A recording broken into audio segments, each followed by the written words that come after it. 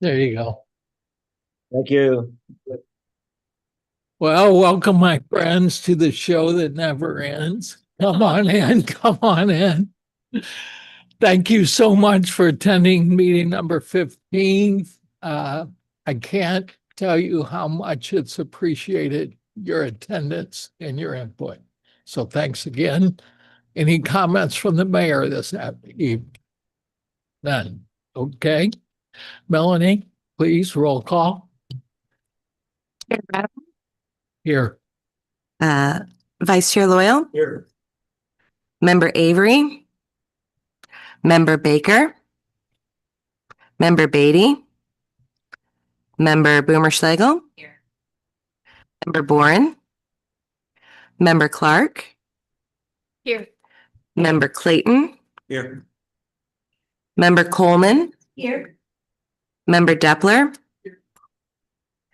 Member Helfrey, Member Homan, Member Rubis, Here. Member Jackson, Member Cohn, Councilmember McCutcheon, Here. Member Metz. Here. He's here via Zoom, correct? Yep. Member Pick. Here. Councilmember Rambo, Here. Member Wren, Here. Member Shaken. And we have a quorum. Thank you very much. Thank you.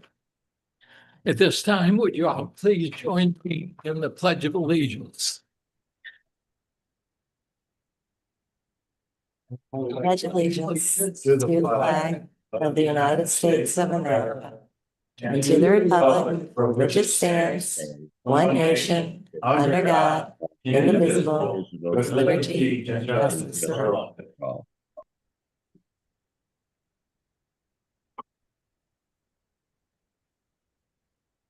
Moving on to the approval of the minutes from last month. Do we have a recommendation to accept as is or any comments thereof? Teresa? Yeah, I'll move to accept them, except there's one thing. I know that the sunshine law does state that the motions should be documented in the minutes, but not explicitly require that the motion itself is recorded.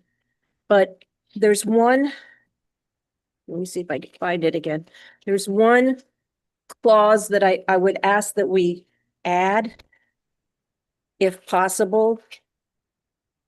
And that is to the motion that was made regarding the recreation center. If we add in there that it's and or the partnership with the YMCA. I think that's how it was originally presented. So I think we would all be in favor of that. Any discussion? It's in one. Yeah, it's not in the minutes. Not. So, Mr. Chair, since the reference as described by Ms. Clark is absent from the minutes, when the maker and second of the motion to approve the minutes is complete, pardon me, when the maker of the motion, we would like you, if the group is agreeable to the change, then the maker of the motion would say, approve the minutes with the change as described by Ms. Clark. Do we have a second? Sure. Okay. All in favor? Aye. Aye. All opposed? Motion passes. Thanks.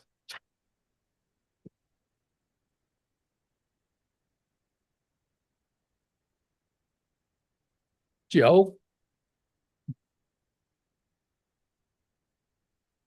Mr. Chair and members of the group, I would like to echo Chair Routen's comments. We want to thank you for being here tonight.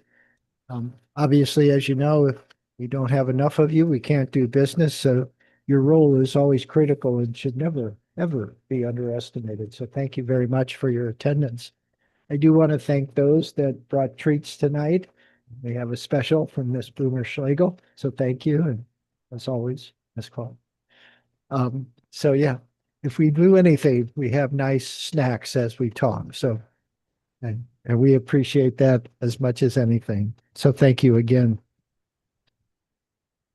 At the meeting in January, we had two, but the first of those, January 21st, we held a lengthy discussion relating to transportation and the arterial road system as described in the master plan.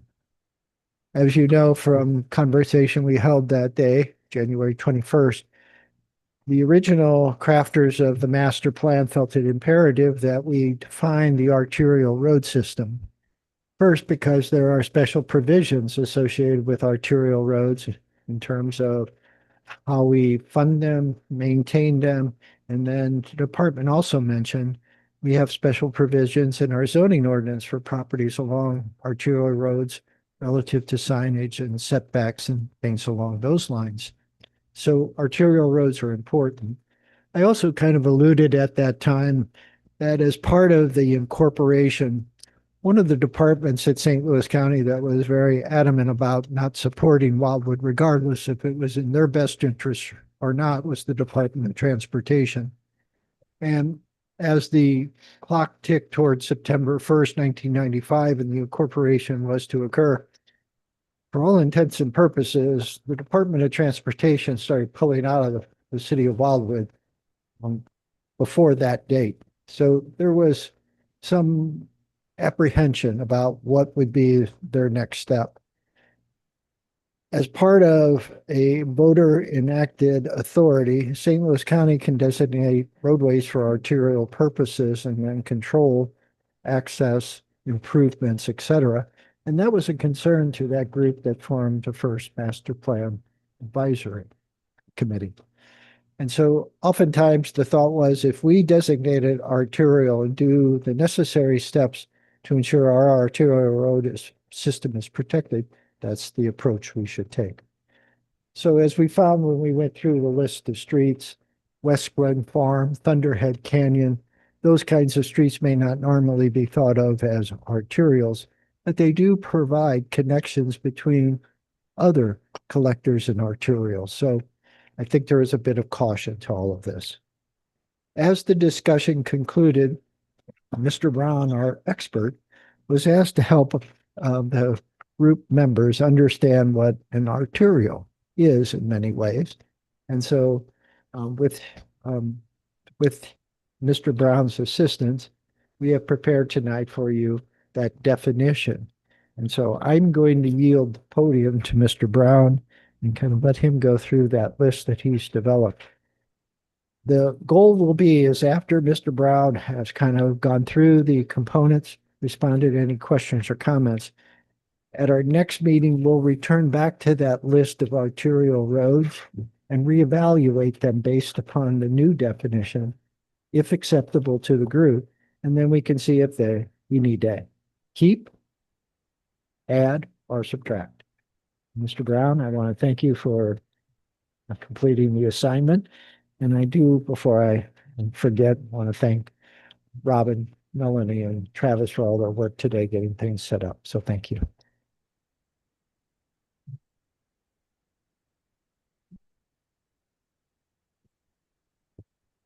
Members, just wanted to bring to you my homework assignment effectively. I don't know that I got an A on it, to be quite honest, because I don't know if I totally fulfilled the intent of the motion as I was reading it, but I had every desire to provide you a definition of an arterial roadway as I think, have collectively developed it here as the city of Wildwood, as the Department of Planning and Public Works. Because Joe helped out a little bit in terms of this. So what I put together in my memo, if you have it in front of you, was just essentially these are the main criteria I think that we would look towards whether to define a arterial roadway in the city of Wildwood. And so there's 8 different criteria that we put on paper for you to define those main arterial streets for the city of Wildwood. Now, where I didn't go too far, or I didn't maybe go far enough, didn't develop the whole system of street classifications typically includes arterial roadways, collectors, and local streets. So, and you can subdivide arterial roads and collector streets as major and minor as well. So you can slice it pretty finely if you desire to do that. So we didn't get in the master plan into the weeds in terms of what are collector streets and local streets. We do list the arterial roadways. And I can say I've already bored Councilmember Rambo, apparently. I'm just teasing. Never lost my audience so quickly. So, okay, thank you, Joe. Keep me going here. I know it's exciting. It's a boring topic. It is really. So if you'd like me to, I can go through the 8 criteria one at a time. Basically, the first one is serve as a major transportation corridor, corridors within the city. Number 2 is these are generally roads that are longer in length, which provide connection to and from other arterial roadways. Number 3, roads that have a width of at least 20 feet that are striped with a center line and generally a speed limit of 30 miles per hour or more or greater. Number 4, provide citywide travel. Essentially, these are roads that we would typically use to travel citywide, or in case of MoDOT or county roadways, it could be inter or intra-county travel. Number 5, help distribute trips or traffic from to and from lower order streets such as collectors or local roads. Number 6, receives priority in terms of revenue allocation for maintenance and repairs. Number 7, receives priority in terms of snow removal operations. And then lastly, allows certain signage accommodations regarding type size and numbers. So with that, certainly open to any questions or discussion. What I didn't do is go back and then look at the list of arterial roadways that was presented previously or was in the last draft of the master plan. I told Joe that I felt like there's a couple roads on there that likely would probably fall off, primarily West Glen Farms and Thunderhead Canyon. And then I know there was discussion in the January meeting relative to adding potentially Pond Road, and there was discussion about Old Fairway. And I don't know that Old Fairway, based on this criteria, I would recommend adding. It's got a 25 mile an hour speed limit. Thunderhead Canyon, West Glen Farms have 25 mile an hour speed limits. They have the special zone, the Keep Kids Alive Drive 25 speed zones, which are intended to be applied on those residential streets that are near schools or public property, playgrounds, things like that, which is the case of, in parts, West Glen Farms, maybe less so West Thunderhead Canyon, but certainly Old Fairway. So I don't know that I would recommend, based on this definition, adding Old Fairway to the list. And I would probably suggest that West Glen Farms and Thunderhead Canyon be removed. But you might be able to make a case that Pond Road should be added to it. Because it certainly does. It is longer in length. It connects to Route 100, connects to Route BA. So it provides a little bit longer trip length and duration. So with that, I would say I'll stop for now and I guess address any questions or comments that you have. That's okay, Joe, or do you want to add anything? Yes, ma'am. So I would just, so I like numbers. And so that particular one where you say at least 20 feet striped with a center line speed limit, I like that because it has some guidance around it. Some of the others seem a little nebulous. I do think, in my opinion, I think Thunderhead Canyon and West Glen Farm should be considered because they are our main connector between 100, Clayton, and 109. I know there is that caveat of them being near schools. That's the reasoning why the speed limit is less than 30. But like one of the others, it says generally roads that are longer in length.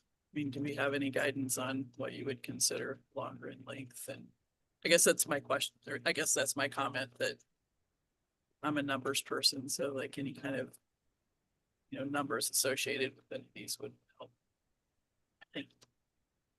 Right. I don't know that we could come up with an explicit objective length, frankly, but And I'm not sure I can point to a road that would be excluded because of shortness necessarily. So yeah, it tends to be a little more subjective. And I can appreciate that.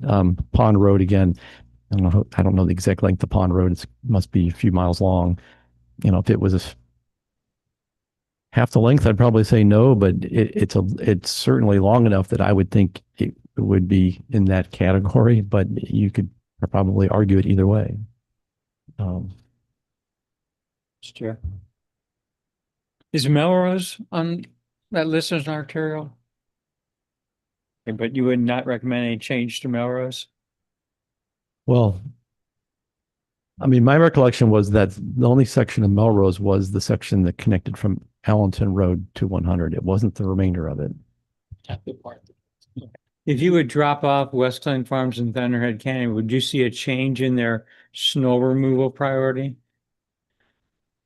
I would not, and so part of that was in public works. So we've tried to categorize our roads as tiers. I think you're somewhat aware of that. So essentially, we've got collector streets, and what we've done is said, well, our arterial roads are going to be that are top priority will be the roads that will be top priority for snow removal will be the arterial roadways and the major collectors. So other roads that we had classified like West Glen Farms would be in that major collector category. That would be the top priority. No, he Sure. Well, I would make a motion or a recommendation that we retain West Glen Farms and Thunderhead Canyon as arterials, and that we add 2 additional, that being Pond Road and Old Fairway Drive. Even though they don't specifically meet the exact criteria of the recommendation.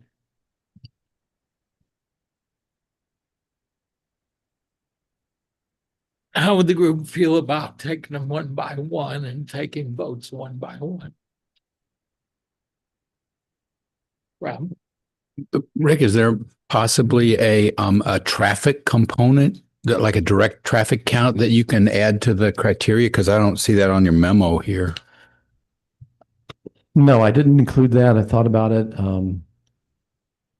Honestly, the traffic volumes range so dramatically throughout Wildwood. You can find in some of the roads we have classified as arterial, and some locations can range pretty widely. Well, maybe just for these decisions for these 3 that we're talking about or something. I mean, is that a possibility? I'm just trying to narrow it down and give us more food for thought. What you're saying, I want to make sure I understand what you're saying, council member.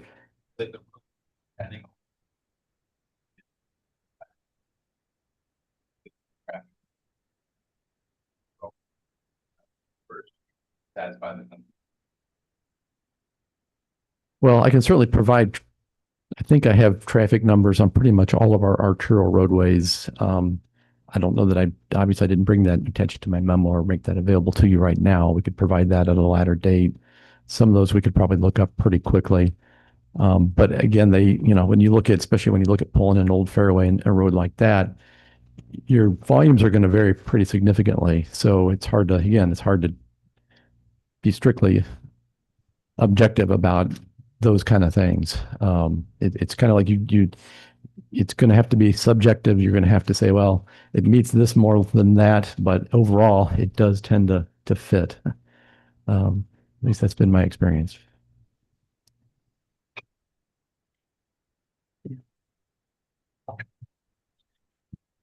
I don't see, other than coming up with a definition of the roads, if Old Fairway, Thunderhead Canyon, West Glen Farms, and Pond Road, I mean, they're all important roads. They don't fit the definition, but if they're not going to be slighted as far as snow removal and repair, I don't see any need to add them or subtract them. Let's just go with the definition, and you guys work out how you want to fix them or remove snow from them.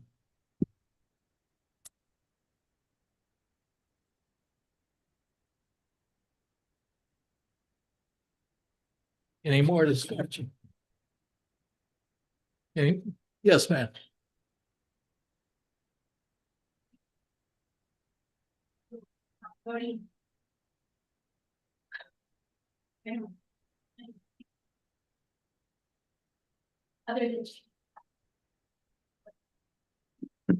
Fair enough. Teresa. Thank you, Chair. And I would agree with Heather. We don't have enough information, I think, well, some people, maybe they understand this better than I do, but, I don't understand all of the benefits or the risks involved one way or another of having these called arterials. Does it affect our funding, our federal funding, our state funding? Does it affect our budget for, say, snow removal or repairs? How is this affecting the city of Wildwood if we call something an arterial or not? And we can call it an arterial if we want to, right? We don't have to go by the exact guidelines of the state or federal? So Ms. Clark referenced, so there is a federally approved system of functional classification for the St. Louis metropolitan area. That is a set of roads that has been reviewed by MoDOT and East West Gateway, the Council of Governments, that is our regional metropolitan planning organization. Wildwood is part of that metropolitan area, has all our roads considered for that map. So that does not necessarily, that's a total separate system of roads. That is what does dictate the eligibility for federal funds, at least for highway funding, not this listing. So this wouldn't directly tie, I don't believe, to any federal funds or funding allocations necessarily. It's really for the city to use for our own purposes going forward and planning and making decisions relative to our roadway network. So it's a guide more than anything. That's, I guess, I don't know, Joe, if you want to weigh in on that, but I don't see it having a direct tie to federal funding. The classification system that's in place right now at East West Gateway is what governs. It does not match this directly, and that's okay, in my opinion. So I guess my question is, if we put it on the list or we take it off the list, what's the benefit or the downfall? What's it really mean?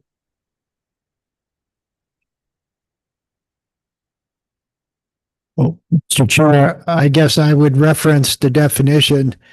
If it goes off the list, the likelihood of priority funding in any given year may be lessened because, again, per the definition as defined by Mr. Brown, arterials generally get priority when funding decisions are made. Secondly, if they fall off the list, it could mean the snow removal was impacted. But Mr. Brown has told you that given that they're collectors relative to our snow removal criteria, that would not change. And from a standpoint of zoning, obviously, if they're not arterials, for example, West Glen Farms does have a area of commercial development, Village Plaza.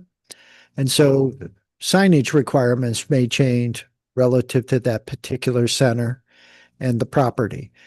So that's the removal. On the flip side, adding Old Fairway Drive and Pond Road to the arterial system then avails them to the items, priority funding, priority snow removal, and then if there are commercial or institutional uses, potential for signage and setbacks that are a little more liberal.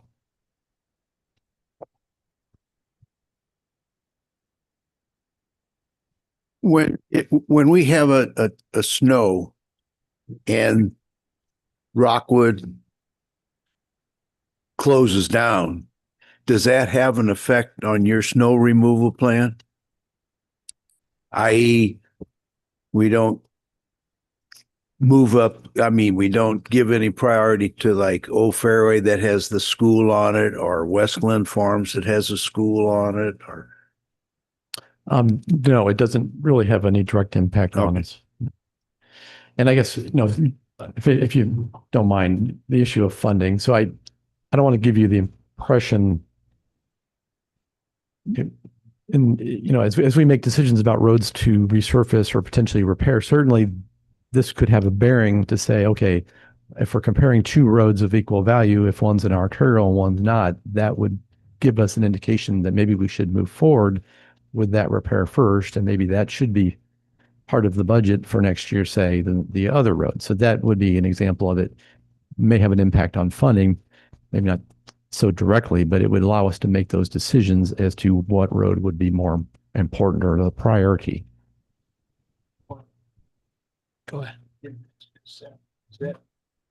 So we don't have. Not yet. We have it first. And mention your roads again. My roads would continue to have West Glen Farms and Thunderhead Canyon retained as arterials, and the addition of Pond Road and Old Fairway as arterials. And we're looking for a second. Absolutely. One more comment, and Joe's comment point kind of brought this up to me, like West Glen Farms, it has the added component of it having commercial things on there, so maybe we could add that to this definition, that if it has some kind of commercial or like Pond Road has like the There's the ballpark. on it. So, those things, with the park or commercial might impact the definition of what we would consider to arterial road. Yes, ma'am. Well, my question is, we mentioned commercial, so if you decide, like Pond Road, to be a major artery, would that open it up for some kind of commercial property going in, or? Again, remember, there's a master plan and it has that land use category. And regardless of the roadway classification, the master plan's land use component is going to trump. So which on your list, Vince, are already there? West Glen Farms and Thunderhead Canyon. Okay, they're already there. We could have a discussion of whether they stay or not, and then which ones do you want to add? Pond Road and Old Fairway Drive. You want to split those into two, or do you want to keep them as one motion? Can members, if you could talk into the microphone, I don't know if Mr. Betts can hear without the microphones on. I can hear. No, I mean, I think the other alternative would be, as Jim recommended, don't discuss any individual roads and just accept these as a definition of arterial. Or Rob did, I'm sorry. Yeah. Yeah, I would agree with that as well. And I'd be happy to withdraw I guess my biggest concern is that we were discussing removing some, and that concerned me. I agree. I would be willing to, everything stay as is, and then adopt these as definition of arterials, and at some point in the future, something could be hammered out whether it is or is not. As opposed to, I don't, Rick's the expert, certainly we're not as far as that kind of thing, but I think it's good definition. So we have a motion. Do we have a second to accept these rules? Yes. Well, I'm just saying. Are you seconding which? How about, can I withdraw my motion? Withdraw I your will withdraw motion. my motion. You're gonna make a new motion. And I make a motion that we accept the definition as provided by the Public Works. Can we add the commercial component as being part of the definition? Yeah, I have no problem with adding that. Thank you. Teresa. I would also ask that maybe you add in the first sentence at the top of that definition, says, consist of a network of streets with the following service characteristics, you don't mean it has to have all of these, right? If there's one of these missing, then you can't call it an arterial, but do you mean that you have to have? I'm comfortable that, no, I think there's some wiggle room here. I think that, again, although there's a desire that it's strictly objective, I don't think that's really realistic. So if you would prefer that we say something along those lines, yeah, to make it a little more clear that it's not intended to meet every one of them. Thank you. Yes, that's what I would ask. Okay. Mr. Chair, Yes. before the vote, so if the vote is positive on the motion that's been seconded, we'll revise the definition and have it available to you by the end of the month at our next meeting. And if possible, we'll return the list of arterial roads based upon the adopted definition so you can see what Mr. Brown and his team, as well as with support from the Department of Planning, have decided relative to your trust in us and the definition. For Joe's input, all in favor of the motion as it's aye. All opposed? Motion passes.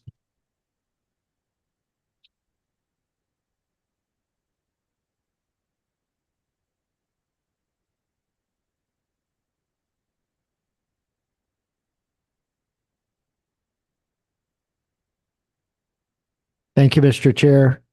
Mr. Chair and members of the group, as you know, at our last meeting, I begged some patience on all of your parts because we had the meeting on the 21st and then kind of right back at it on the 28th. So approximately 1 week between our meetings. And the department was unable to make the changes to the open space and recreation element. For tonight's meeting, the discussions relative to the goals, objectives, and policies have all been added to that element. And I do want to just kind of briefly highlight a few of the goals, objectives, and policies that I think had the most discussion amongst the group members, and certainly from the perspective of the department are interesting onto themselves. And the first of those is goal number 1. And we talked at that meeting just ensuring that there is a reference to the well-being of our residents, whether that's health or physical fitness, things along those lines. So the department did add another statement relative to that for the most part says assist in simulating fitness and the well-being of users. So that would be our park and trail system. Obviously, one of the major items we talked about, and there's a goal, objective, and policy, is the recreation center. The motion had it as a standalone, but I thought that goal 2 was an appropriate place to offer it as a next step. And it reads, Wildwood facilities and park and recreation programs should meet resident needs and preferences within prudent fiscal constraints, which could include, if supported by data and funding, a recreation center. I wanted to emphasize data and funding because that was part of the discussion. There is a desire to do a feasibility study led by a group of residents to determine if, first and foremost, how to fund it, which we thought would be via a bond issue, and then if we could maintain it for that long-term period, which I don't know if 50 years, 100 years, whatever the situation might be. So that's how the department's addressing it. Certainly, if there's a preference in another way, we'll be glad to do that. Yes, ma'am. So should we put in there and or the partnership with another provider? I have that later. I can't remember. When we get to it, it'll either be in an objective or policy. So can we put a pin on that and come back and see if it needs to be more of a gold, or can it stay where I have it at the moment? So we'll be back, I promise. We had two new goals. So that was part of our good discussion. The first is the city's parks and open spaces, whether in public or private ownership, should be protected from noise and light pollution and invasive growths and their intrusion into the natural environment while preserving habitat. It's a lengthy statement, but remember we talked about intrusions from sound, noise, invasives, and then obviously we wanted to address the deer management component, and that's the last component of that overall statement. So that's one of the new ones. And then finally, planning, design, engineering, and construction of park and trail facilities should prioritize safety of all users. And again, we talked a lot about ensuring that whenever people are on a trail at a park, whatever the situation might be, safety is the priority when we plan, design, and construct. Those are the revised goals. Going to objectives, I do want to mention number 3. We talked about protection of the diversity and health of vegetative and wildlife species. So here again, this is taking the goal and going while implementing programs to promote the use of native plantings within all public and private settings and working closely with expert organizations to address imbalances in fauna and flora types and numbers within wildlife. Again, deer management to a degree, and just the invasives that we deal with on a day-to-day basis.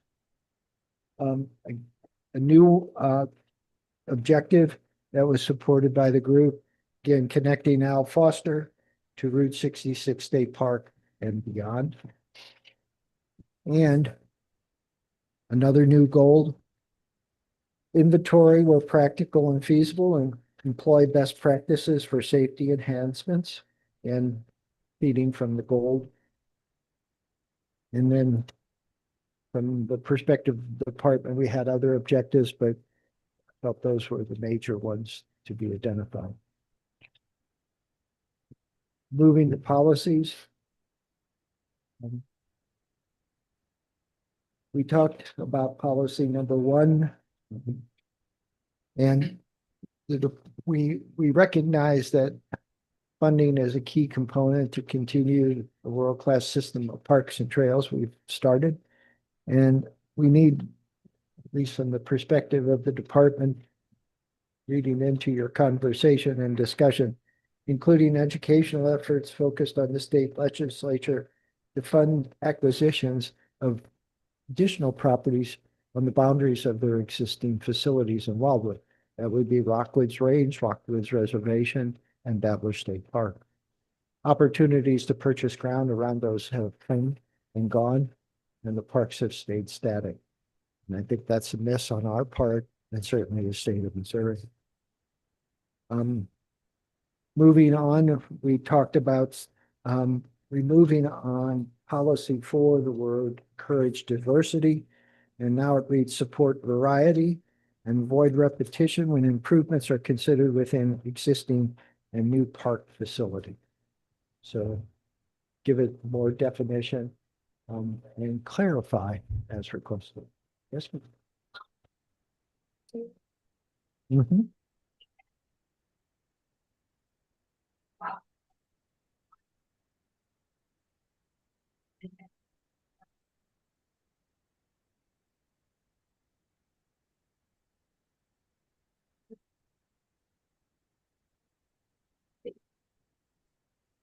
Yeah.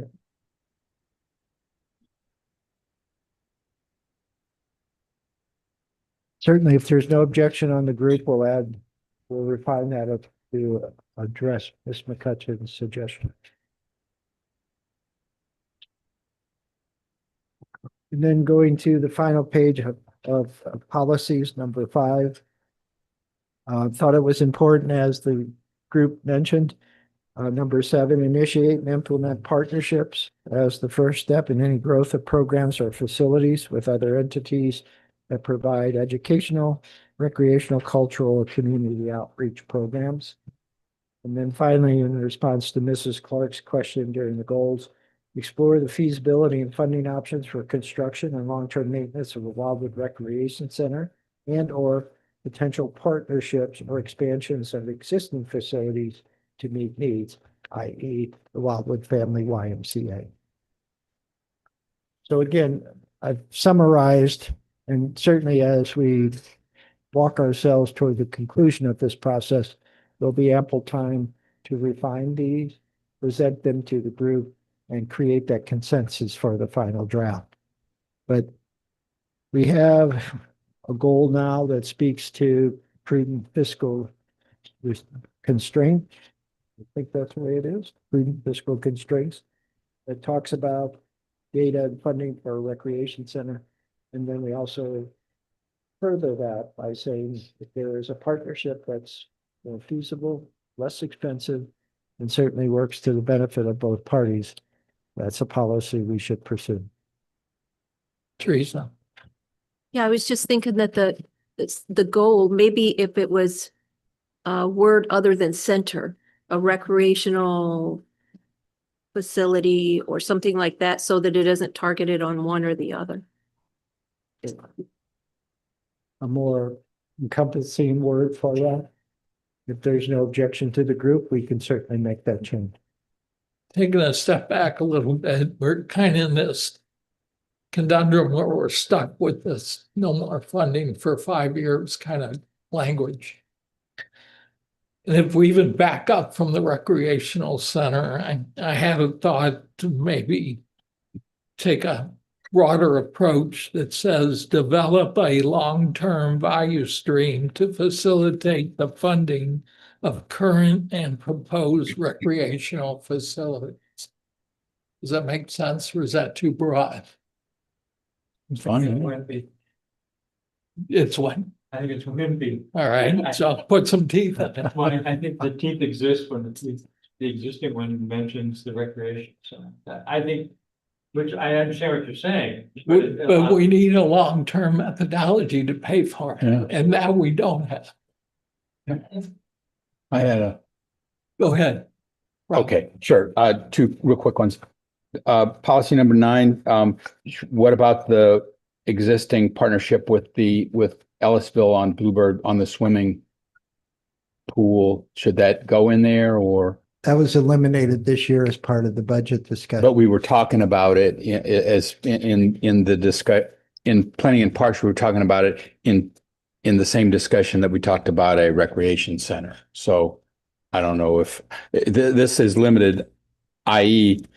Wildwood Family YMCA, or could you just put like or other facilities or something like that? Or? Yes, certainly we could identify. I just don't want to close the door on it. Right. And the other thing is, are you done?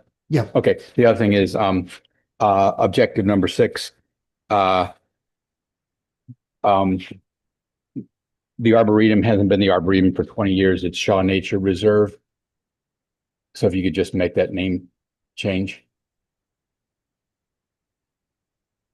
Well, you caught me in an old man moment, so. Yeah. No, I know. I figured you probably copied that language and Years on the body to remember the. I still call it the Arboretum, Joe. I do 99% of the time. So. No offense With- taken, Sarah. Let's get it right. Jim. So the recreation center, we've put it in there as part of the plan. We've eliminated the 5-year thing. We just said, hey, this is what we think we ought to do. So this goes to the city council. And the city council looks at it, and we're going to have various opinions on the city council. And so I'm thinking, when we put this in there, we've kind of opened the door. But the city council is only going to react based upon their constituency or supposedly to their constituency. We had one survey that we took in relation to the historic preservation planning, but we have not I don't know if there's a big hue and cry at City Hall for people wanting this recreation center or not. But it's gonna have to come, can't come from us. It's gonna have to come from the constituency. If they really want it, then the city council is gonna have to react. And so if there's a ad hoc committee for it or something, that's gonna have to be decided by the council and the mayor. So all we're doing is kind of opening the door saying, hey, this is our wish list. Well, from the perspective of the structure of this group, you are representing certain constituencies. There is a group of the members that represent each ward. There's council liaisons, there's planning and zoning commission liaisons. Excuse me. And one of the first questions that was asked of the department about the makeup of the group was, why 8 planning and zoning commission members? The state statute says, actually, the commission adopts the plan. The city council does not. So once adopted by the planning and zoning commission, the council is then asked to endorse and ratify. Now, obviously, we don't want conflicts, but I think you're absolutely correct, Mr. Rubis. All you're doing is saying that as a group representing constituencies from A to Z, we think this is something that should be on the radar for the next 10 years. When in that 10-year period, it may be year 2 or it may be year 6, but it should be there. Deborah? Regarding what the residents wanted us to be aware of, and recreation center and less density were 2 of the highest rated comments from that survey. Yes. I think the fortunate thing regarding discussions in the recreation center is that we can't afford it now. So it would really be up to the community to decide and determine that they want it. Because they would have to fund it through some initiative. So it's not as though the city would take their existing budget and say, okay, we're going to allocate this. It would totally be up to the community to decide, we want this, we're going to fund it. We're going to pay for it. Yeah, and if for some reason they weren't successful in doing so, then fortunately, the existing city operations wouldn't be negatively impacted. Not gonna fix that. Right, yeah, they wouldn't have to say anything. They'd say, okay, I think what we're suggesting is that was brought to us as a priority. Let's find a way to put it to the people, see if they were willing to, fund such priority. And then if they do, then great. If not, then we go back to business as usual. And just one other item. As you know, once we get to the point, and we've talked about that, so that's why I say, as you know, we will do a public outreach on the draft document. And so part of that public outreach will be another survey. And as part of that survey, I hope the group would allow the department to identify those major additions or subtractions to the existing document, so we could get feedback from our residents that, yes, that's good. No, it's not. Did you think of this? So we'll do another survey and public outreach to kind of test what you've done. I think the elephant in the room is, with a standard budget, this year we're going to budget 10 items. Next year, there's going to be 11. The year after that, there's going to be 12. And we're going to reduce it by 10% and by 20% as you go and you go and go. And without a viable value stream, additional taxes or whatever, it's just not going to happen. So do we want to push for that increase in that budget through an outreach program? That's my question. Well, as you know, the recreation center component came from the group. That was not part of the initial draft that was prepared by the departments for consideration. But I think at that meeting, we talked about maybe the document being more of an aspirational type in certain instances, not necessarily always just in black and white. As part of this element, though, we again step forward and say, regardless of the outcome, we should let the voters tell us if a parks on stormwater sales tax Yeah, is agreed. reasonable or not. We've sidestepped the issue many times since 2008. But you all as a group have said, let's see. Assuming that it's going to fail doesn't mean it is, or assuming it's going to pass doesn't mean it is. Let's find out. That's what you've told the department.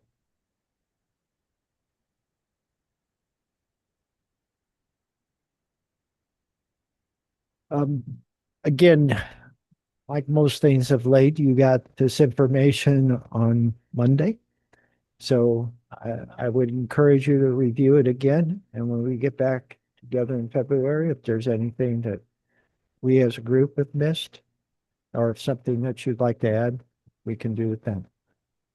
I think everything you mentioned so far has been just a recap of our previous discussions and decisions, so. Maybe it's the lack of confidence in me, but if you feel comfortable with making a motion in second and adopting as presented with the changes we've talked about, then we can proceed.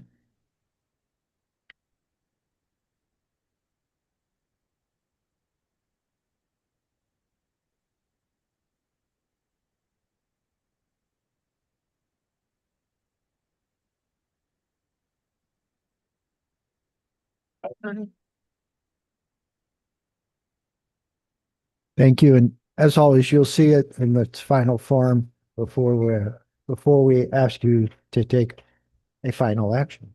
Thank you.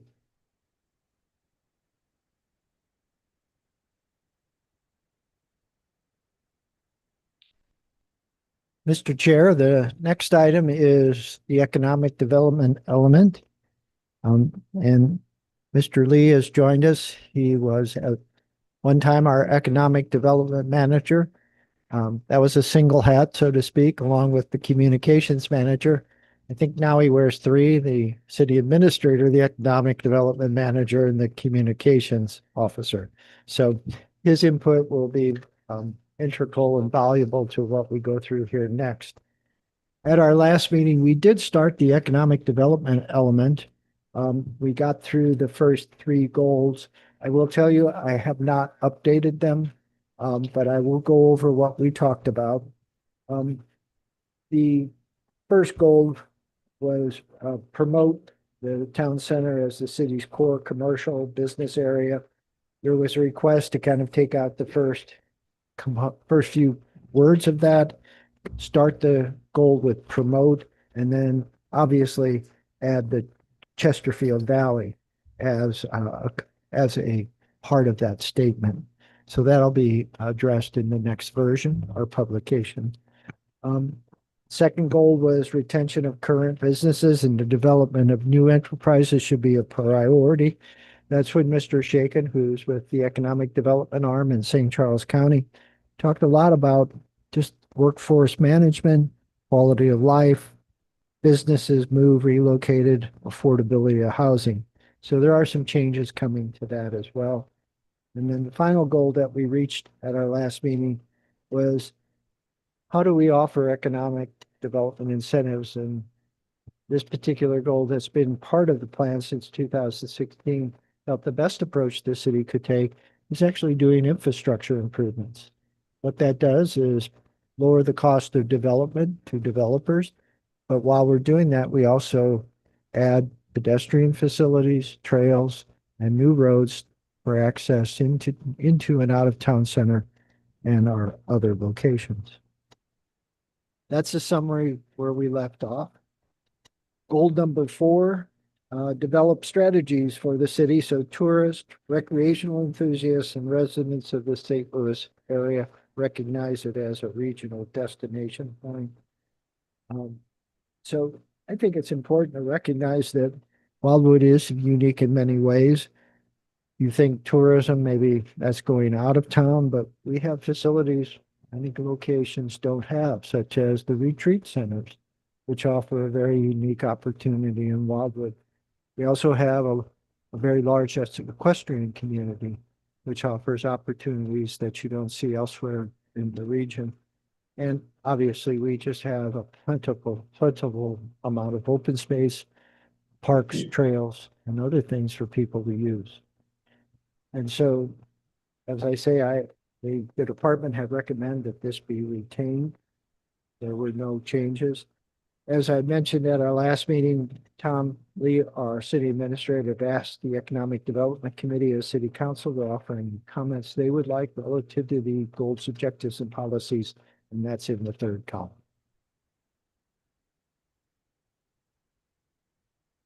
Jill, Yes, sir. can we drop back to 3? And it may already be inferred, but I'd like to ask the group what they think about allocating funding for capital improvement projects in town center area, focusing on expansions or upgrades to the current street and utility networks, along with open space park and trail development there as well, focusing on new business. And we spend a lot of money fixing up a lot of things, but the whole purpose is to draw more business into the area. We need to spell that out, that we spend that money wisely. If there's no objectives amongst the members, we'll revise that description.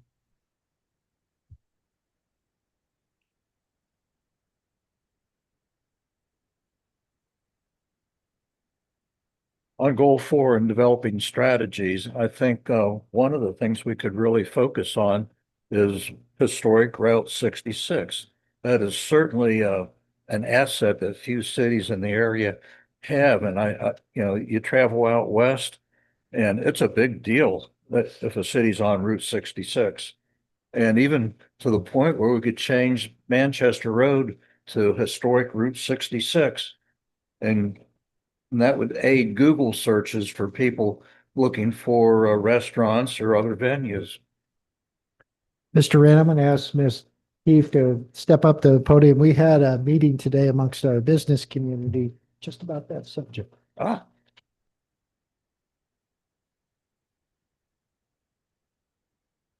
Yes, and I'd like to immediately start with a thank you to businesses of Wildwood for helping to make this happen.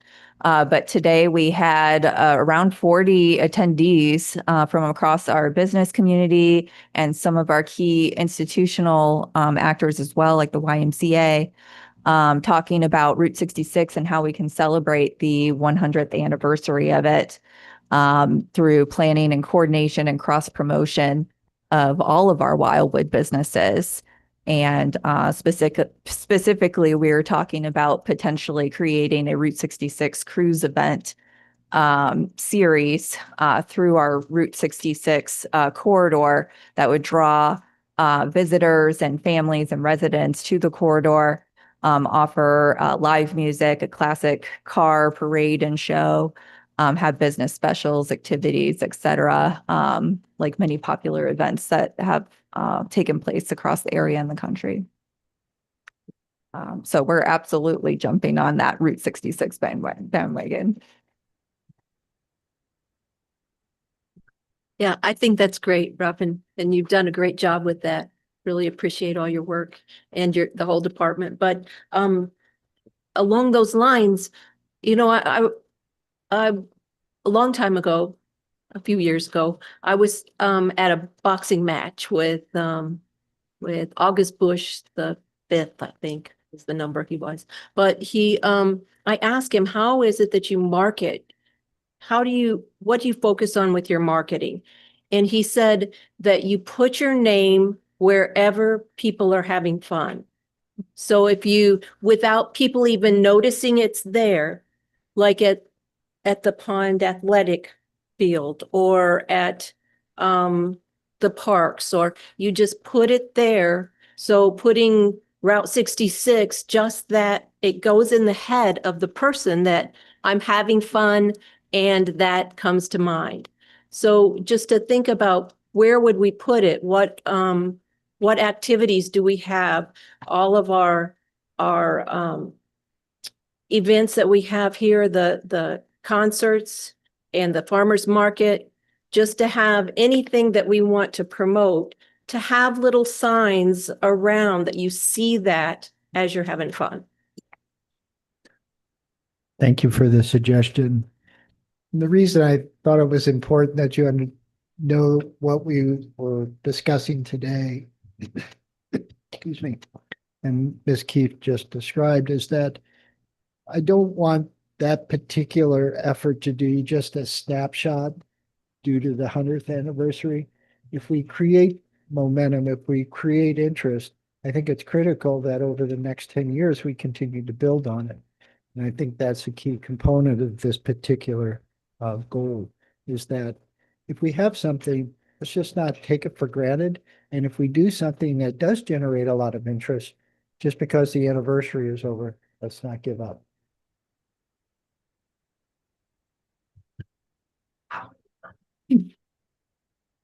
Well, today's discussion was about a partnership, businesses doing what they're going to do.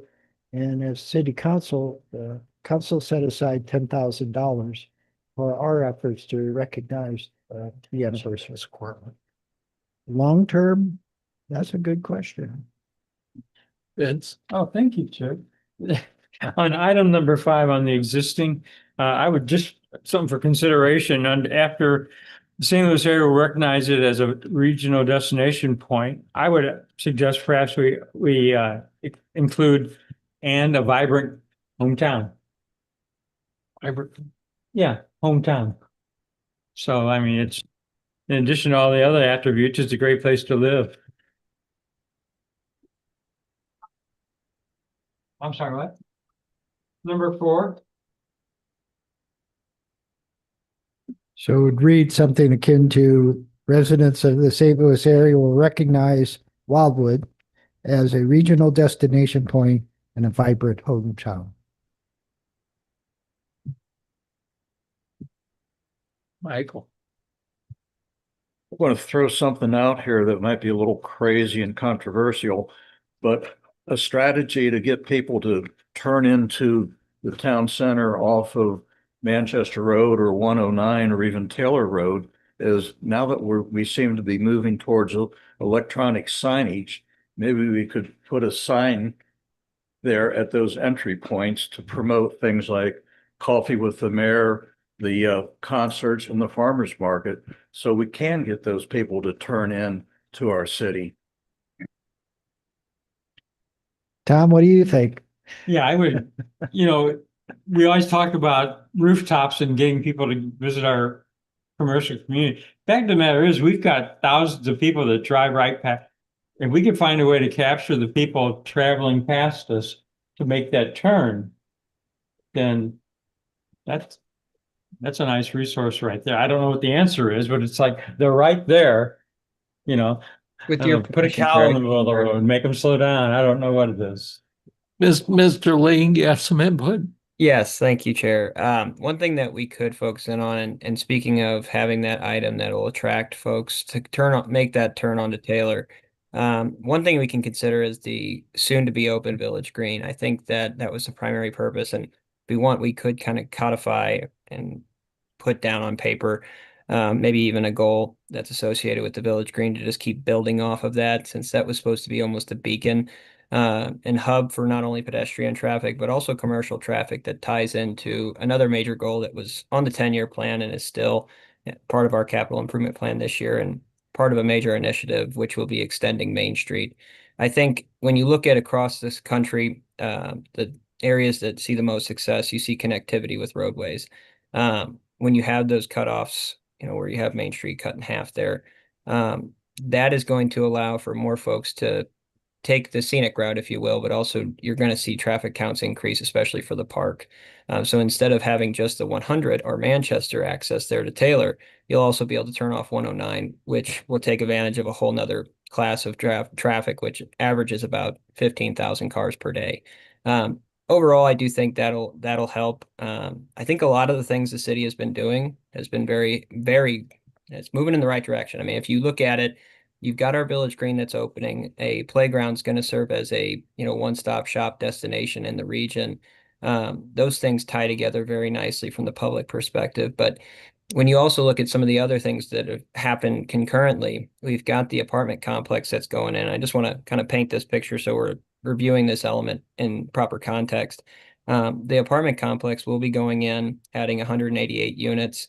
We'll be adding in a restaurant at the end cap adjacent to the movie theater. I think that is a major plus and will kind of create a little bit more of a vibrant intersection there, which right now you can almost see as you don't see as much traffic, but I think that you'll see a big difference in the next coming years. On top of that, I also think that having maybe something included in the master plan that just highlights the expansion of STLCC. They just added that brand new 142,000 square foot facility. It's now open, expected to triple enrollment within the next 3 years over time. And obviously, they're going to be bringing more staff there. That opens up Pandora's box, if you will, when it comes to economic activity. You've got more students that are going to be coming to Wildwood, taking 109. The hope will be to have them turn into off of Taylor and then hopefully take Main Street all the way down to 109 and they pick up something on the way there. But on top of that, having more partnerships with STLCC, I think will improve everyone, improve the entire city because it seems like they've invested in Wildwood and they plan on growing here. Along with the staff side, they're going to need places to live. We have some housing that's being built, so that's all moving in the right direction. I wanted to kind of paint that picture because we've also done another item too along 109 and would love to hear the master plan group's feedback on this. The council recently permitted, this is new, along 109, a provision that you would still need a conditional use permit, but prior to the changes made by the council, you couldn't have a drive-through facility along 109. One thing that we've seen in feedback mechanisms, whether it be questionnaires or just general feedback from the public, is that there is a need for quick dining options in Wildwood. And it seems to kind of speak to the demographic behavior, the demographic patterns in Wildwood more generally. We have a population, and this is just based off the stats, that typically you either have individuals that are retired that are taking advantage of our trails and are frequenting the town center during the day, but the majority of our residents actually do leave the city of Wildwood during the morning. They go to work and they come home. And one of the big things we hear from residents is that on the way home or to work, they want to make sure they can pick something up, grab something quickly, and then get back to home. Obviously, it's not going to be something they do every day, but it is one of those avenues that they say they wish they could spend their money here versus having to go down to one of our neighboring cities. So one thing that the council did, they did approve a couple different parcels that are going to be on really near Main Street and 109, that intersection, and also along Manchester and 109, that intersection as well. They now will permit drive-throughs in a limited sense as long as conditional use permit is acquired for that purpose. I think that opens up some opportunity. There's already been an inquiry from one developer. We're going to see some creative proposals come in, but overall, I think all of those things kind of festering together. We're kind of at the base of it. We're about to have the park open. We're going to see what the attraction, the draw is from that just now. You've got the cabin that's being built that should serve as a nice attraction and landmark for the city. And then as the playground gets built, it's going to kind of build some additional hype, especially as we do our events here and all coming together with Route 66. I think there's a lot to be excited about, especially right now, because everything's kind of kicking off, not to mention the argument with households. We're adding, almost 150 units through a plethora of different developments, but we'll see in just the next year alone. The reserve and well would come up. We already have some display homes being built. You've got 30 homes over on the corner of 109 and 100 and Taylor. I would say that there is quite a bit to be excited about, and I think a lot of what we should be focusing on is business retention too, because we have tried to go out and attract different vendors based off of, hey, Wildwood, we love to bike. There's a lot of bicyclists in Wildwood. We've had discussions with numerous bicyclist shops, and they have acknowledged in times that the traffic density just isn't there. So I think pairing what we're attracting with reality is one thing we will have to face. Most businesses are going to want frontage along 109 or 100 or be right in the heart of town center, like in the Deerbergs area.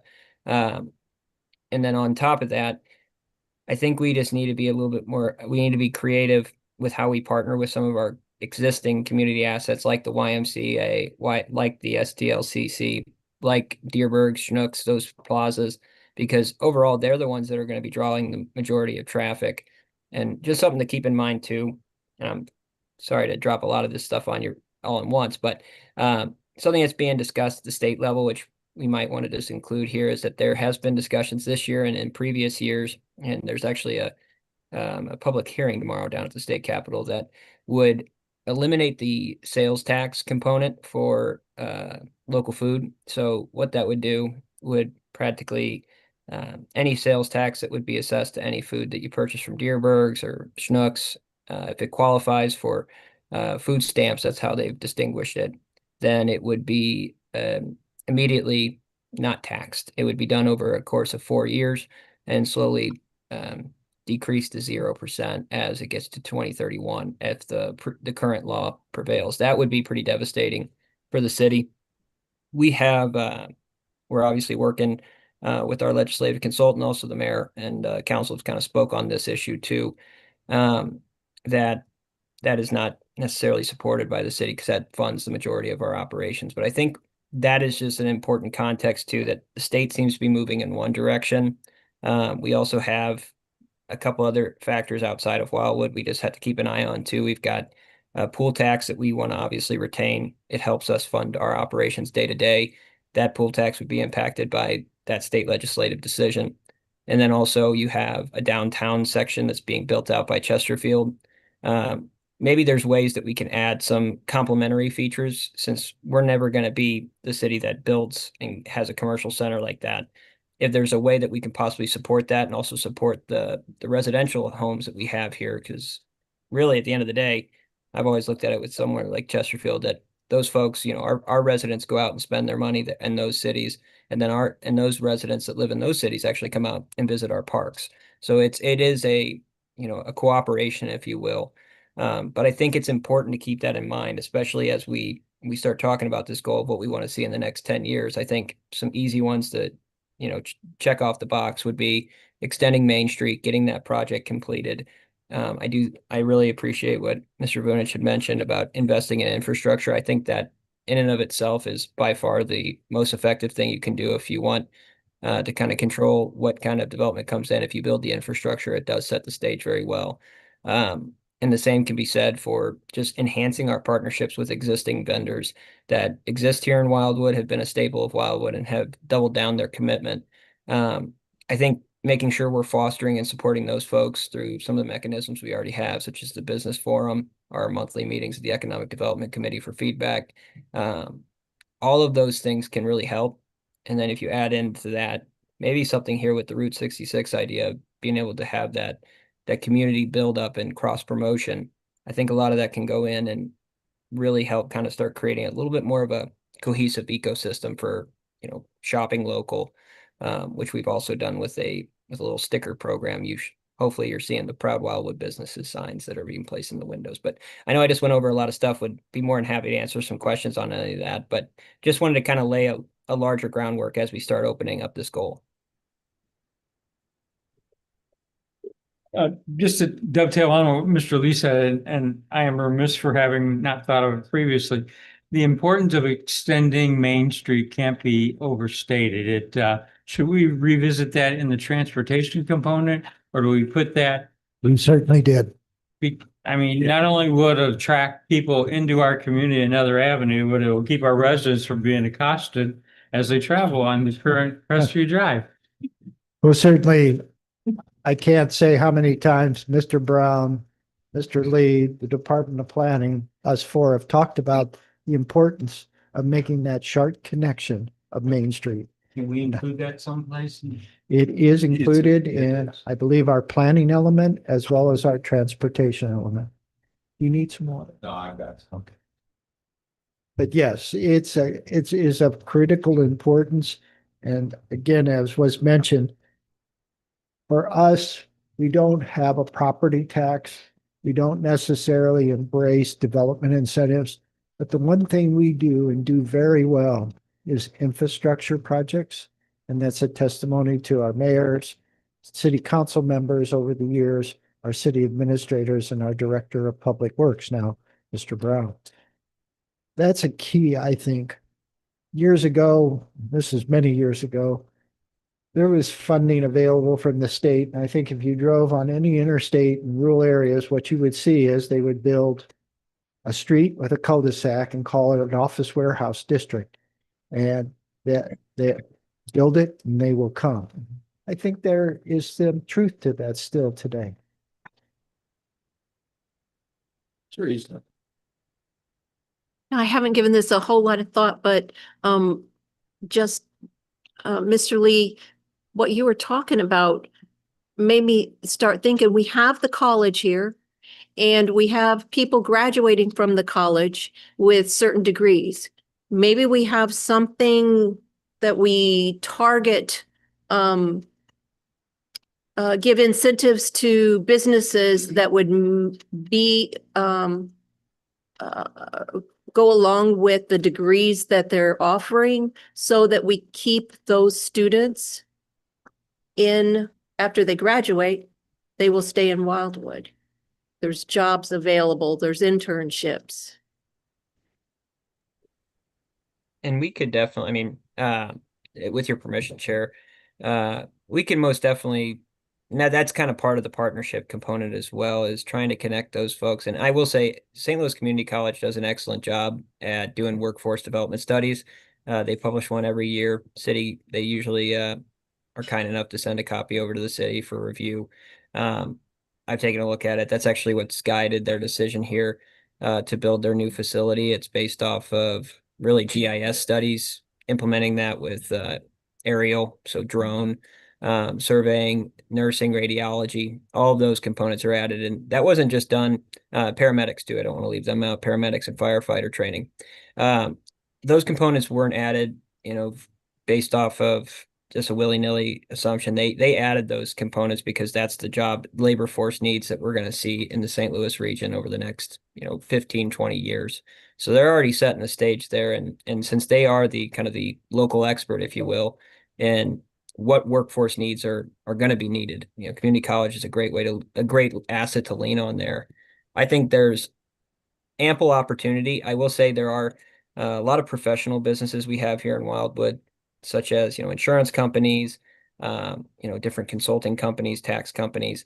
Those typically, they do exist, but we don't have all too many spaces for them. But having kind of a pipeline, which we do have their contact info, we keep in touch with them. And we do try to keep kind of ahead of it, if you will, by asking them if there are any openings that they might have, but for a specialized degree that might be a little bit more of a nuanced hire, that one might take a little bit more steps. We could include something most definitely and do some further research, so that I would recommend doing a little bit more investigation into that.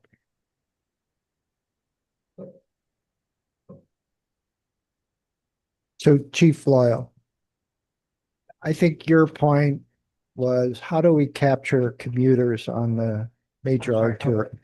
I think your point was, how do we capture commuters that are using the major arterials in the city? Right. And one of the impediments is those major arterials generally are under the governance of Missouri Department of Transportation. And they've been cooperative in terms of certain signage.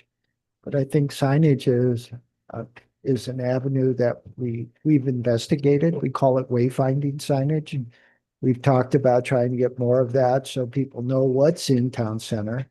And I think Mr. Lee did a wonderful job. The city council has looked very hard at the component of quick service restaurants and what that might mean. Getting somebody off Route 109 just for that, and then letting them see what else is there as well. So I think we have a new goal somewhere in all of this discussion, or at least one, if not two. And we'll see what we can come up with in terms of capturing commuters, kind of putting together that village green playground, St. Louis Community College. We'll see. And I think the equestrian thing is, there's equestrian clubs out here, and I just looked it up. St. Louis County has the largest horse population per capita of any county in Missouri. So I was told that once, and I wanted to get it certain, but I don't know how many people who have horses in other areas of trailer them out here to Greensfelder or Rockwood or Babler. But I mean, where else can they go? I think some emphasis on the horse population would be another attraction that we have here in Wildwood that Certainly, and we can do that. as opposed to University City. So we've kind of talked through the goals, the first three that we had identified at our last meeting. We've, I think, added a couple of new ones that we will try to ultimately define for you. If there are any others, this would be the time.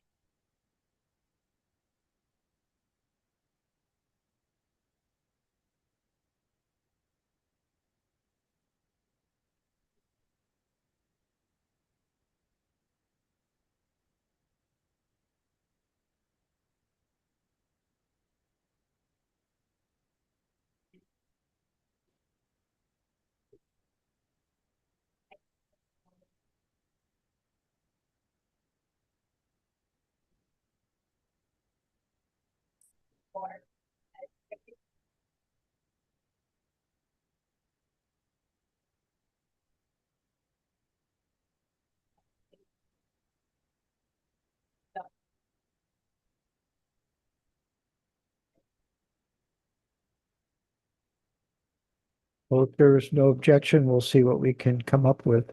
I don't know if it may be a goal or an objective or policy, but certainly we can address it and see what you all think as the group.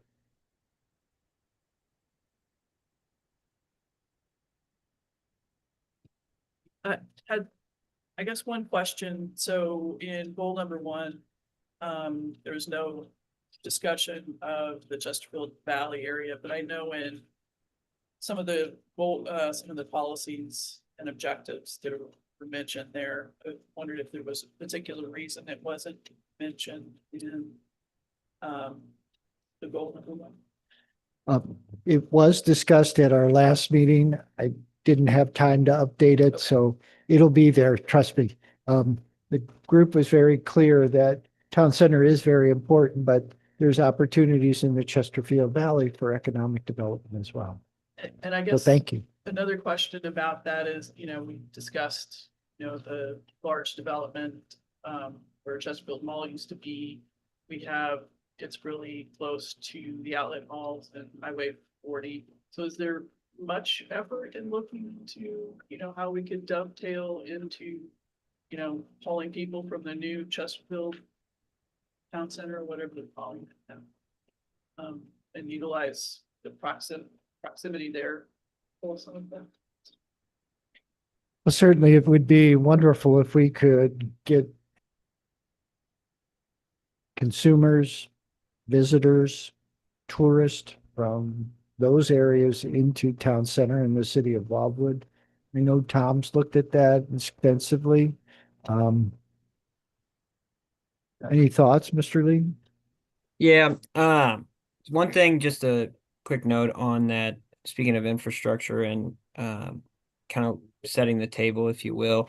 One thing that was brought up to the city about a year or two ago, down in the Chesterfield Valley, Chesterfield has invested millions of dollars. I mean, I'm thinking they're upwards of $6 million over the years in improving the stormwater situation down there, and also I think they've extended sewer to some extent. But they practically, for those large buildings, those sports complexes that have been erected over the past few years, one's being erected right now, what they've done is they actually set the infrastructure up so that those folks could hook in automatically. And Wildwood faces pretty much the same issue. We will, if we were to have a large development there, the developer would obviously they would be charged with doing it. One thing that I've seen some other cities do with these larger industrial properties that you're trying to attract, possibly when you're having that large of a footprint, if you will, something that I've seen done in the past, which could be something we look into further, is when you build a big warehouse or you build one of these massive structures, you have them designed in a way that, say, that use or whatever that business is that would be operating at it out of it once it's first built, um, really having flexibility in the future as time goes on to be able to transfer that use, so that you're not left with a large building that has one defined purpose and is very, almost pigeonholed into being a repeat of that exact use time and time again. That's something that I've seen, be replicated with some decent success, and some folks have been able to turn it into, large office spaces with warehousing. Those typically work pretty well, and I know that's what we've kind of designated out in that area. I will say it's going to be somewhat difficult with that spot just because the amount of money that it'll cost a developer to come in and build out on those parcels, it's going to be one of the more difficult things to do. The profit motive, I think, is going to be difficult. That said, I don't think if there's a will, there is a way, and one thing I would just like to make sure we understand that too, because even if we were to go out there and kind of lay the red carpet for a specific use that we're wanting out in the industrial area, it it would be very difficult for them because they're going to have to take all those costs on up front. And quite frankly, I would say there's a decent argument. I know it's not the city street, but once you have something that goes in permanently on our side of Atherton, then that does kind of close the book, if you will, on possibly ever making uh real improvements to South Etherton Road. So just a quick note too. I know that kind of goes more towards transportation, but something we brought up with that, with the S shape that South Etherton is, obviously not ideal. So it would be a massive project undertaking to reconfigure that roadway, but could be something that's brought up if someone were to want to develop that space, the 200 plus acre property. Um, I think that would be the time to have that discussion. But yeah, it's going to be difficult is the bottom line. But I think being open to industrial, we also offer a ton of other uses down there. One other thing that always gets brought up, at least in discussions, is that whatever use, especially if it's like a large warehouse structure that comes in there, the workers that are going to end up working at that facility, and that goes for the sports complexes across the street too. Those folks are going to end up going into the valley with the access to 40, to do their shopping. Once something actually comes in and once we have the large sports complex, it's about to be finished, it may be worth a shot to go ahead and we have a new traffic counter out there that also can do speed limits too, but maybe it's worth it to see what the traffic count is there before and after that facility's built. Kind of ties into another tool in the toolbox that we could possibly look at as we study this. It would be something down the line, but maybe it's something where we can conduct. There's a technology out there which uses cell phone data to track. Um, you can use it to amplify and also get traffic counts too, but it's not as accurate as a normal traffic counter. But the cool thing about this, it's device ID, look back, or just standard geofencing.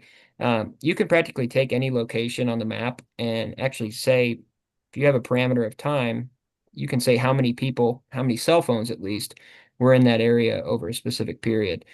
I think those types of tools we haven't necessarily utilized or leveraged in the past, and it could be something we look into further so we can get a better grip. We know that our residents leave in the morning and they come back in the evening.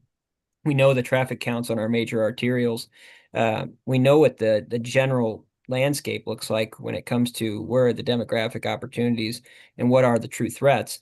That said, if we were able to peel back the layers, if you will, and be able to say, well, Deerberg seems to be having, and this is not based on facts, so this is just an example, but Deerberg tends to attract, an additional 10 to 15% more cell phones in the area, in that high shopping likelihood time period of about 5:30 to about 7 p.m. at night versus Schnucks while we're crossing, then we could start talking with, possibly the owner of the property or Schnucks or Deerbergs. Hey, what might be causing that?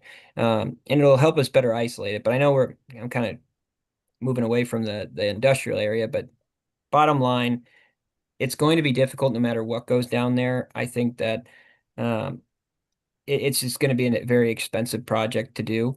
And then the other side of it would be maybe there's a way we can start helping by using some of these new technologies to be able to say, here's what the true traffic count is down there. And maybe we could do an assessment of what actually is needed utility wise, so folks don't know, they know what they're getting into, if they were to decide to put up a proposal.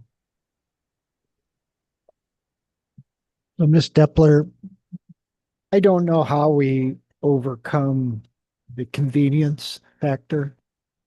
If someone's shopping at one of the outlet malls in Chesterfield, convincing them not to go on Chesterfield Airport Road and find a restaurant, but come to town center. I just don't know how we're going to do that.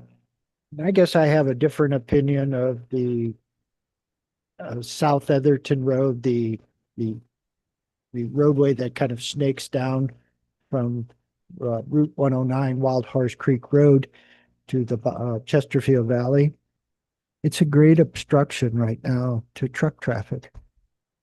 And I don't know if we advocate for a change there, we're probably going to be advocating for something on Route 109, because if we make it easier for trucks to go from Highway 40 to Interstate 44, and not being Route 141 or Interstate 270, that's a risk.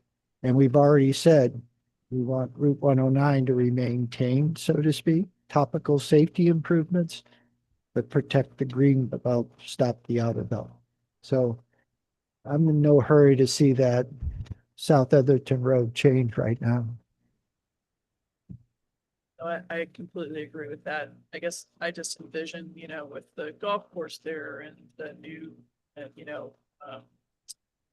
athletic facilities going in, I envision like, oh, we could have some restaurants down there or things like that, that people that after they, partake in their activities, they have, something like that down there. Not necessarily nothing large.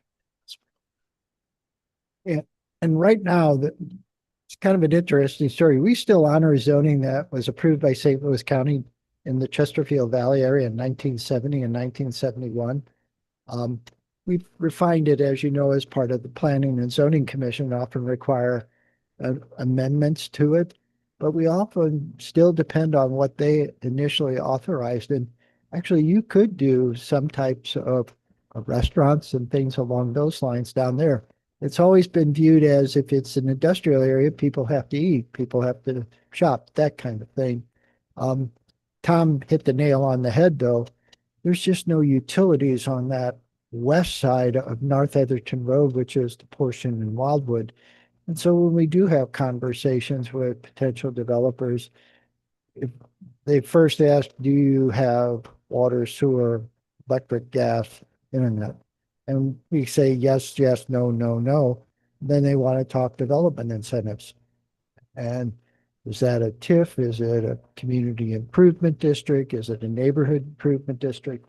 So, and we've already said in our community services element, we don't want to necessarily take them off the table, but we don't want to become a community that is so dependent on them that our taxing districts that need that money to educate, provide services suffer. So it's a tough nut. It really is. So I don't know.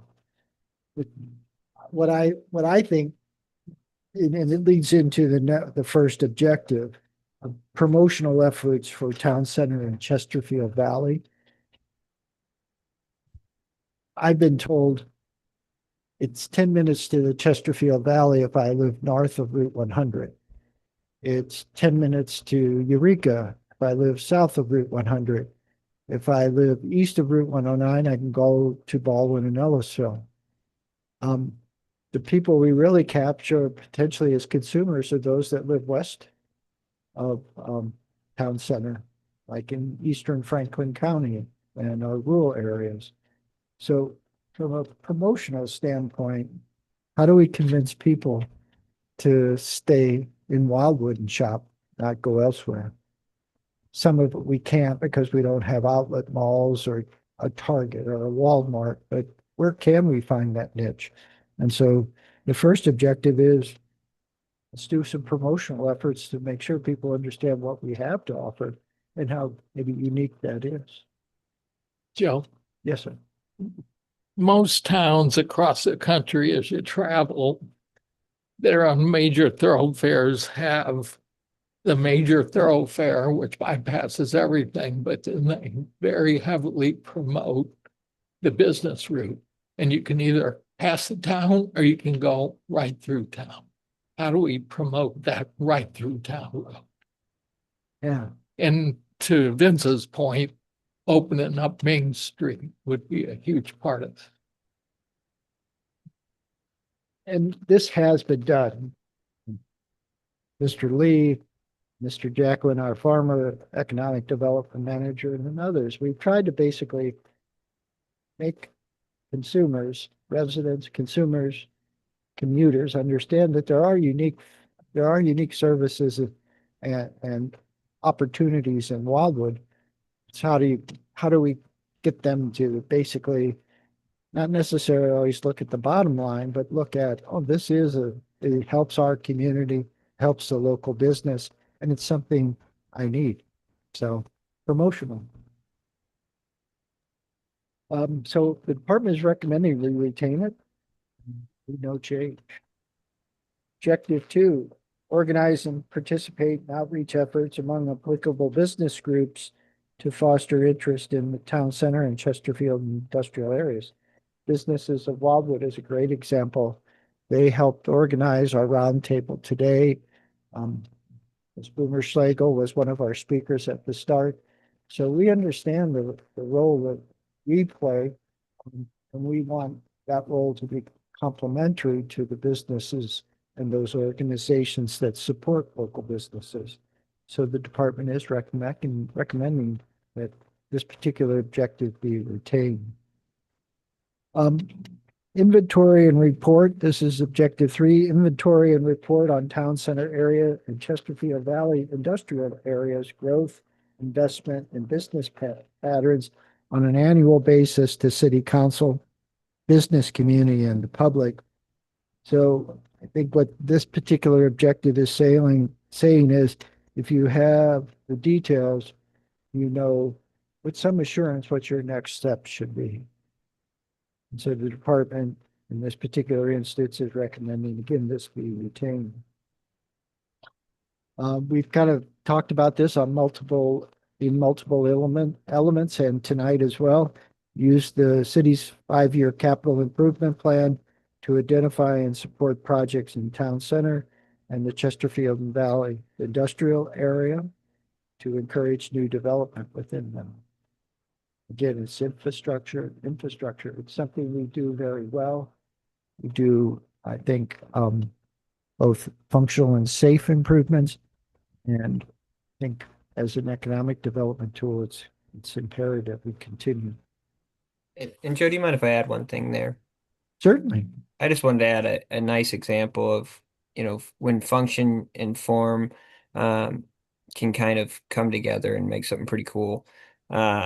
In Wildwood, when we do a infrastructure project, a great example is like the Manchester Taylor project that was completed last year.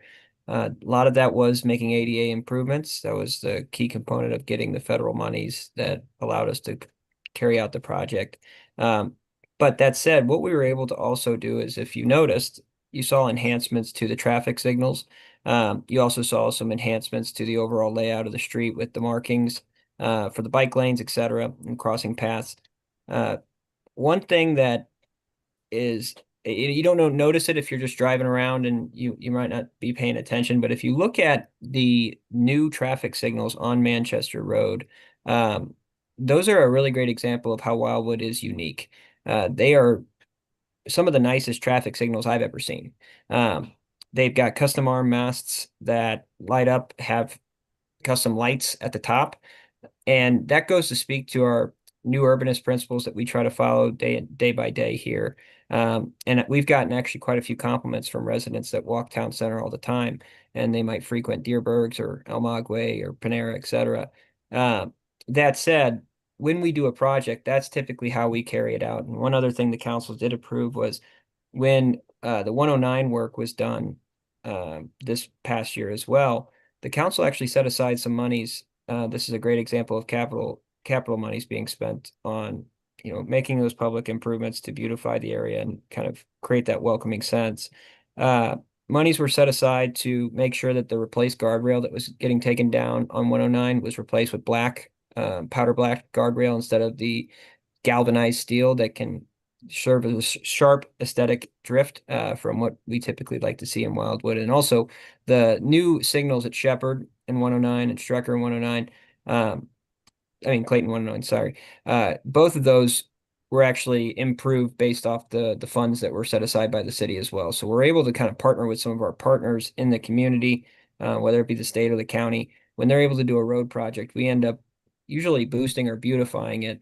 One other thing that is being looked at now is the little median on Manchester as you turn in, possibly beautifying that as well. It is right now, it's just got rock in it. And it used to have trees that created a sightline visibility issue.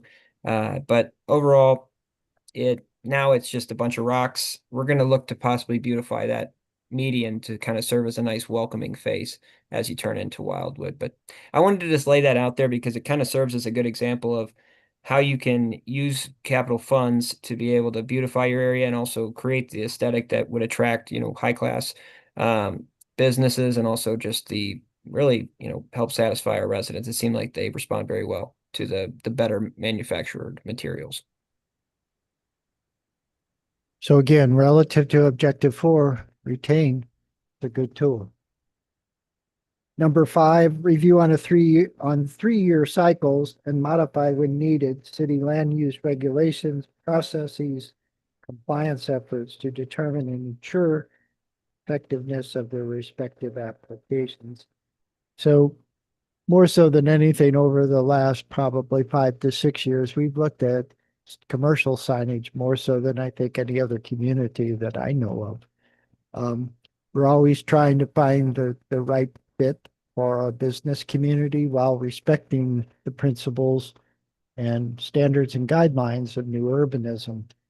One of the discussions that we've had on and off over the years is there is a certain risk to ongoing and consistent changes to your regulations. You lose predictability. And predictability is important, not only for our residents, but business owners.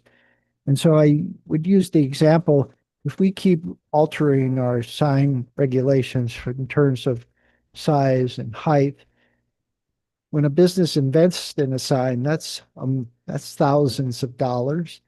And if we have sign regulations that are in place for a year or two and then all of a sudden change them and they're more favorable, we've basically negated that investment by that business owner to a certain degree. So I want to be cautious in that it's a review, but not necessarily an automatic change. And reviewing is good, but being consistent and predictable is in many ways more important to the department. So retain, but no change. And then the next 2 objectives relate to things that we've completed. And the department is, in its opinion, recommending they be removed. And that is establish a business development retention coordinator. That became our economic development manager. We have that position funded each year.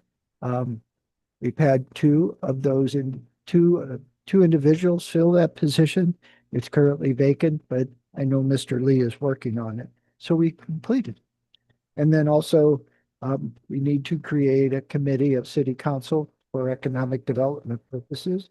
We have a 3rd standing committee now. We've always had administration and public works.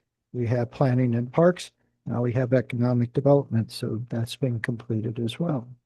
So the recommendation here is to remove them because they've been successfully implemented. And then the final objective, create and maintain a business development plan focused on town center and Chesterfield Valley.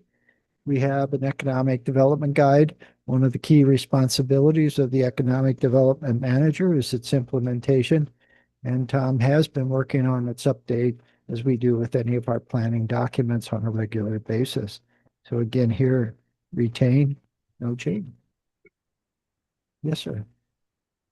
Mr. Lee, have we thought about, you were talking about cleaning up the island and dressing it up as you come into Wildwood. You go through small town America, hometown America, and there's always a welcome sign, big welcome sign. It says, welcome to whatever city, and then a tagline for that city. And I mean, it's right there. And we don't have any of that, I don't think. If we're either coming down Manchester Road or if we're coming down 109, does that make some kind of advertising sense? No, that makes perfect sense, but I want to have a caveat here on the safety side. I was thinking the same exact thing when this opportunity came up, and as we were finishing the Manchester Taylor Road project and discussions with the mayor, and it was making sense to possibly have even some type of monument signage that spells out the word Wildwood, something that really serves as the front entrance, the front door to the city. That said, we did look at it from a safety perspective. And one of the things, and one of the reasons why it's currently just rock is back, I think it was about 6 or 7 years ago, we had some small trees grown in that little island. And what folks had said is as you were turning left into the gas station property, and as you were coming across the bend there, if you will, that it created some sightline issues. And some folks had said that it was a hazard, and quite frankly, it's been determined that anything that would be practically above 2 to 3 feet would prove to be would have the same issue as those trees had. So what we're doing now is trying to have, more of a ornamental, nice landscaped look that doesn't necessarily need irrigation. So some natives that would not need to be watered consistently, or possibly using some type of rock formation as well. But I do think, and this kind of ties into the wayfinding signage. I think it would behoove the city to really take a firm look at having some type of welcoming monument, not necessarily a placated sign. We don't want to cause a distraction to motorists, but something that can kind of serve as you're driving in, especially that east entrance, something that can kind of serve as the welcome wagon, if you will, to the city. And I think there could be a million ways to do it, and there's some tasteful ways to do it as well. It would be getting the property to do so. I think I would recommend having that discussion and possibly adding that under a policy objective. Thank you. Thank you. Does sound like a good policy.